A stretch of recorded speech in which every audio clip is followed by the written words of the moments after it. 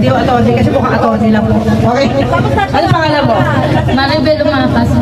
Okay, Maribel, ano bang nangyari ngayong araw na to? At ano masasabi mo para kay Dr. Melendez na mukhang attorney?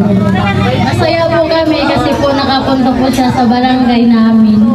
Barangay Payatas. Barangay Payatas. Oh, so ano pang ipapaabot mo sa kanya bilang pagpapala sa ating lahat?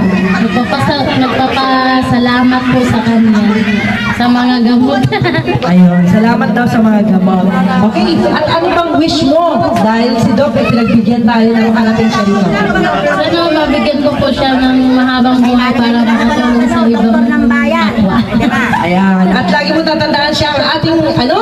Doktor ng bayan. Doktor ng bayan. Ayan, maraming salamat po. Sige po. Thank you. Kaya, ano po bang gusto niyo ipaabot sa ating mga taga-subaybay? Ako pala si Dr. Safra. Ako po magpapasalamat kay Dr. Anaclito sa pagpunta niya dito sa amin sa lugar ng Payatas. Malaking tulong na nagawa niya dito sa amin kahit na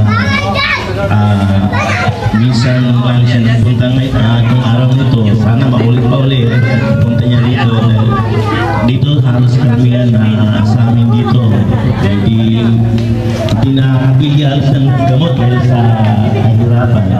Kaya kami papasalamat sa kanya. Sana maulit-ulit ang pagpunta niya dito sa amin sa At ano po yung panawagan ninyo? Anong wish niyo? Wish ko sana makabalik ulit siya rito sa amin. Nawa